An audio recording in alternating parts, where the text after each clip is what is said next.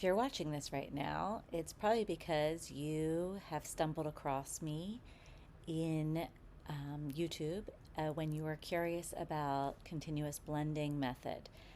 I have been teaching with this method for a while now. I had learned about it back when I taught the curriculum Reading Horizons, and I was fascinated because we used it as part of a peer tutoring program where we had students, fifth grade students, work with first grade students, and we had the fifth grade students teach the first grade students how to read with these 2-letter slides. And the success was amazing. So I have always been fascinated by it, and as a reading interventionist and a reading tutor, I have implemented it many times.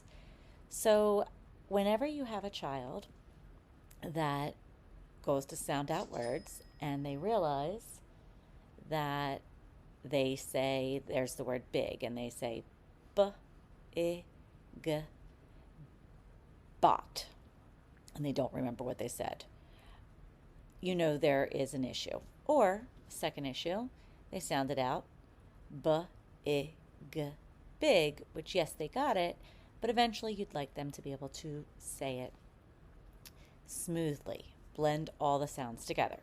So this method helps us with that. And I have created a group of lessons, there's 26 lessons here, which helps explain how to do it. You could also just watch this video just to see how to teach with continuous blending, because this explains everything. You're welcome to get this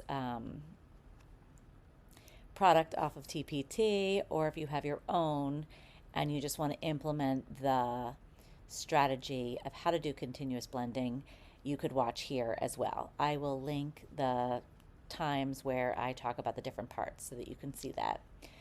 It's also called successive blending, which I've heard it used both ways, but here it is. Hi everyone. I'm going to show you how to access the continuous blending PowerPoint and worksheets and give you an overview of how to use them. This continuous blending zip folder, it will open up here, and you can just click on these. Opened up. So you're going to start with the PowerPoint presentation. So we just double click on there, and you'll see over here we have a bunch of all the slides that would be in the document, and I'm going to kind of go through them and show you how to work them. So the first thing I'm going to do is go over here to slideshow and hit slideshow, and I'm going to hit play from start. All right, so the idea here is you're going to use this slideshow. This is how you're going to teach it. You're going to teach one slide, and then you're going to follow it up with a corresponding worksheet. Now, I aligned it with UFly because that's the program that I use, but by no means do you need to be able to use that, or do you have to be able to use UFly. You can use any program. I just like to follow UFly because that way I know that I've taught the letters and sounds, and I'm going in the same order just in case they don't know all their sounds.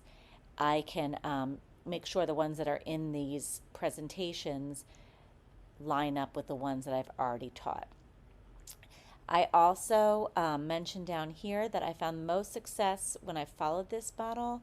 However, feel free to repeat sections or move faster.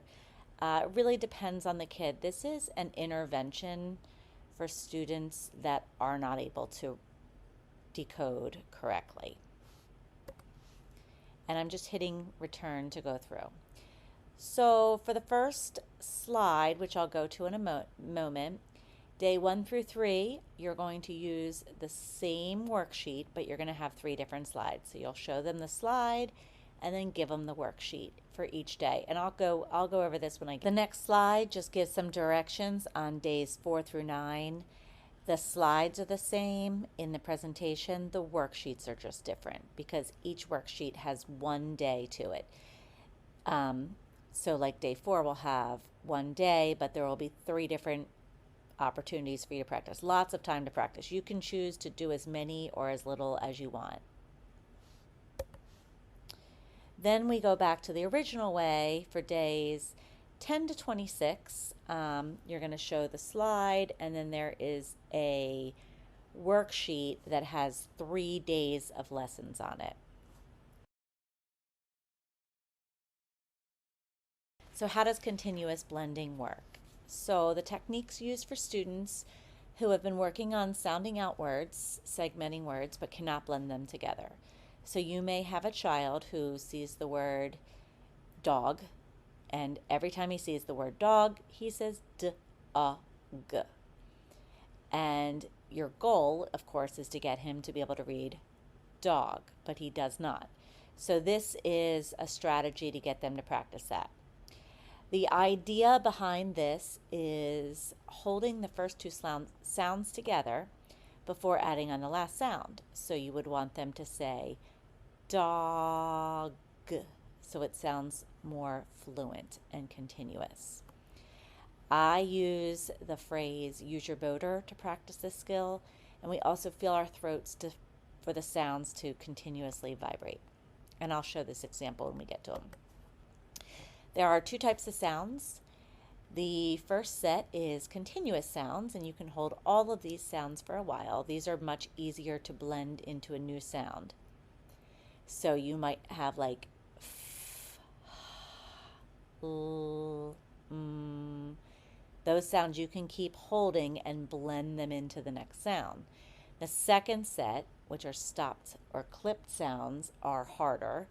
And those are sounds that your mouth ends. B, k, d. So they get clipped. And for those, what I have my students do is form their mouth to the shape of the stop sound before adding on the new sound. So they would make their mouth look like a B and then add on the vowel. So it would go ba, which I know you can't see me, but my lips are formed like a B before I add on the ah sound. All right, students may or may not know their letter sounds, so this is in addition to teaching the names and sounds of letters. I've had students who already know all their letters and sounds, so then I can kind of use any of them, but I've also had students where I'm also trying to teach this to them. So like I mentioned before, I use the UFly curriculum, so that's the order of letters, but you could certainly use this for any curriculum where sounds have been introduced. The first 9 slides in this are only going to practice 2 sounds. This way they could practice just holding the 2 sounds and being able to blend just 2 sounds together. So for example, if the letters were F-A, they would go like this, fa. You don't want them to do f-ah. You want them to practice fa, so those sounds blend together. The rest of the slides have a final sound, and I'll show these to you, but you would cover up the last sound with your finger, blend the first 2 together, and add on the final sound. So it would be fat, fat. All right, to do the slideshow, you probably have already figured this out, but you just set to slideshow on your PowerPoint presentation, and you're going to press click play from start, and then you can press the return button, and you'll see that the squares actually will fly off and the rectangles, and then there's a car on the end that they enjoy that flies off your screen. All right, so for our slideshows, you're going to practice 1 slideshow a day. Point to the first sound, model how to form your lips, talk about whether it's stopped or continuous. Then you're going to click to move the box off the vowel to slide the first sound into the vowel. Sound without stopping, this is where we use our motor. You're going to use your finger to model how to slide the sounds together while continuously combining the sound. You can also model putting your hand on your neck to feel the vibrations. Then below it, there's some red letters that are covered by a rectangle. You'll click the button and those will come off. Once again, you're going to model how to read those sounds together. They're not sounding it out. This is a different technique. When we get to days 10, you're going to do the same thing, but you're going to put the first two sounds together before uncovering the final sound. After you finish one slide, you're going to present them with the worksheet, and they're going to work on that one section, practicing with you in a small group. So you can do this with one student, you can do it with two students, you can do it with three, however many you feel need it. But this is not for every kid, remember. Some kids pick up on this skill quickly. The kids that do not pick up on this quickly, those are the ones that you're going to want to work on this in a small group. And it should not take more than 10 minutes. All right, so your follow-up activities could be you saying the slide sounds and them writing them down. After they write them, they could say them. You could say them again and they could erase it. And I also have some card games with some slide cards on there that I will direct you to at the end. What the first day would look like. The day is listed up at the top. This is just the UFly lesson that I've aligned it to. If you're not using UFly, don't worry about this part. But you would want to know the sound. So you would put this up on your smartboard or your computer or whatever you use to present PowerPoints to your students. And you would, I'm going to use the mouse as my finger here. You would point to M and you would say, what sound does M make? And your students would say, Then you would say, is it continuous or is it stopped? And they would say continuous. You could put your hand on your neck and you could feel how your neck feels while you say and how it vibrates. After you do that, you're going to click return so that this box right here will fly off. So you're going to say, all right, use your motor, get your mouth ready. Let's say All right, now the second letter has been shown, so let's blend them together. Ma. Do it with me. Ma. Very good. All right, now we're going to look at the word together. Now let's try to read this word. Make your mouth like the sound for M. Put your lips together. We're going to blend it right into the A. Ma. And you can't see my mouse very well, but I'm gliding my finger underneath the M and the A. Ma. I'm going to come over here. For this page, I have the same one because we've only introduced two letters. So you would do the same thing. Make your mouth like an M. Ma. Ma. Let's read it together. Ma. When you're done that, you're going to just click return and the race car goes flying off the screen to show how they use their motor to make the sound. Press enter and you do the same thing with the next page.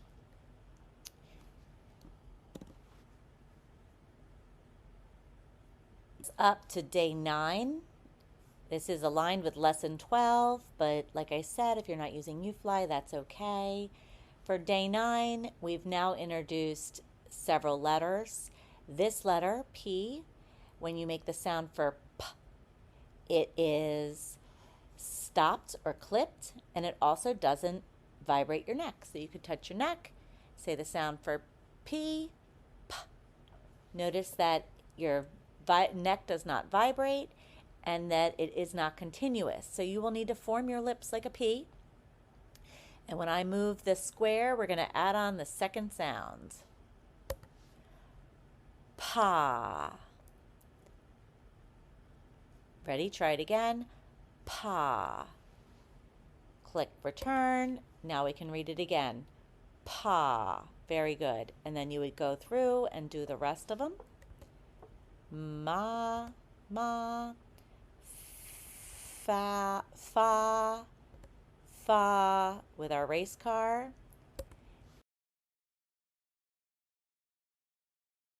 And we get to the next page. Now on day 10, we've been working on holding those other sounds together. Now we're going to hold these two sounds together, and then we're going to add on our final sound. And this is how the rest of the slides work. So we're looking at these two letters, and we're going to say na. So we're practicing just what we had been doing, na. But now when we press enter, we add on a new sound to the end. Nod. Let's try it. Get your mouth ready. Use your motor. Nod. Nod. Keeping all those sounds together. For this one over here, let's get our mouths ready. Use your motor. Ma. Try again. Mod. Sometimes I even if there was a square, I may use my finger to cover up that D if we haven't gotten these two sounds down. But don't take anything off until they have them. Try this one together. Mod. If they're still saying ad, go back and reteach it again. Up here, fa. If they say fa, make sure that they say fa before you take off this square. Fad. Fad. Off comes the square. Fad. Using your finger to kind of slide along underneath. That's why it says slide the sound. And then we finish with our race car. And it continues on from there through all of the different letters and sounds. I've opened up the PDF with the worksheets, and you'll notice over here on the side are the same things we had in the PowerPoint presentation, going over everything. So I'm going to skip through those and go right to our first slide. Notice once again it says day 1, so you would complete this after you did day 1 of the PowerPoint. So this would be where you would sit down at a small group table and you would give each child this paper so that they can follow along. If you want, you could fold down the paper right here so all they can see is just number 1, which sometimes I like to do if this kind of page looks just too confusing for them. Then you do the exact same thing here that you did in the PowerPoint presentation. However, since there is not a square, I use my finger and I cover up the second letter. So then we slide the sound, and then as I lift my finger, which I'll do with the mouse, I'll show you how we do it. Ma, ma, just like that. And you would continue on. The only new one is down here. This is when you get to day 10. We now have 2 letters that we hold together before we add the third one. So once again, you would put your finger on the final sound. Pretend my mouse is the finger. You're going to make your mouth ready because D is a stop sound, so it's not continuous. So you need to make your mouth look like a D sound. Blend these together. Dot, dot. Remember, if they are doing this, d-ah. Don't take your finger away. Make sure they say dot, dot. This helps them hold these sounds together. If they're still sounding these ones out, there's a chance they're going to forget what they said, or they're going to just not remember how to blend them together.